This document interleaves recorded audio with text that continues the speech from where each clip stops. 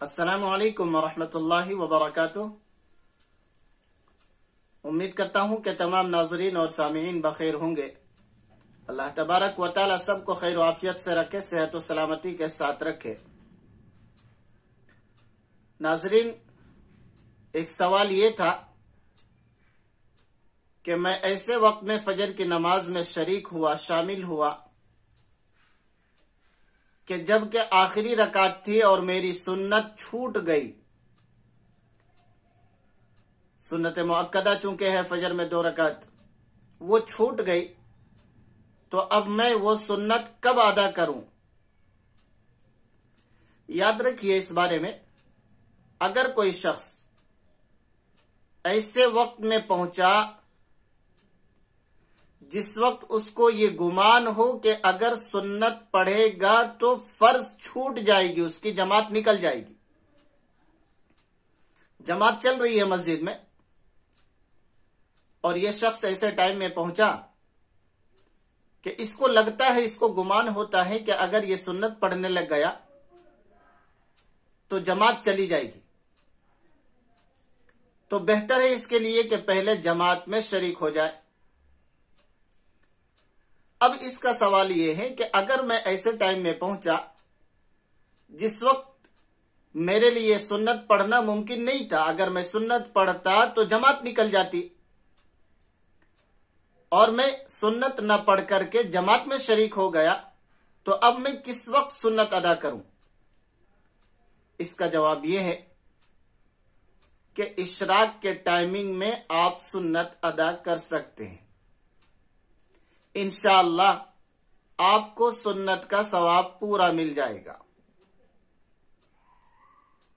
कब अदा करना है? इशराक के टाइमिंग में, यानी तुलू आफ्ताब के बाद, सूरज निकलने के 20 मिनट के बाद अदा करना है। 15 से 20 मिनट के बाद इंशाअल्लाह सुन्नत का सवाब मिल जाएगा। लेकिन एक शख्स पहुंचा ऐसे टाइमिंग में जिस वक्त में जमात हो चुकी थी, इमाम साहब के साथ लोग नमाज पढ़ चुके थे, इमाम साहब ने सलाम फेर दिया था,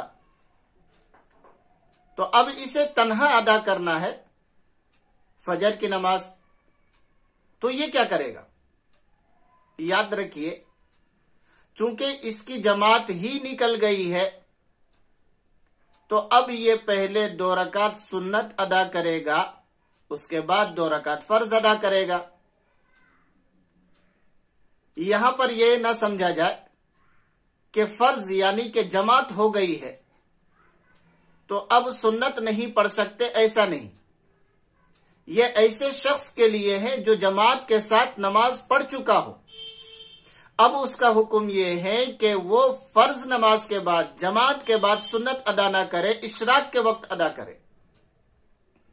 लेकिन जिसकी जमात ही निकल गई हो, जो जमात में शरीक नहीं हो सका हो, तो अब उसका हुक्म यह है कि वो पहले 2 रकात सुन्नत अदा करे, उसके बाद फिर 2 रकात फर्ज अदा करे, चूंकि अभी वक्त बाकी है।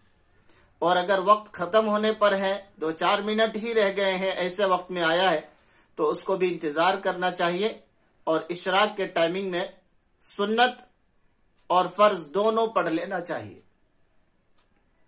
इस बारे में यह भी याद रखिए कि अगर किसी की फजर की नमाज छूट जाती है और ज़ोहर से पहले पहले वो अदा करता है, तो फुक़हा ने फतावों में यह लिखा है कि सुन्नत के साथ अदा कर ले तो इंशाअल्लाह सुन्नत का भी सवाब मिल जाएगा।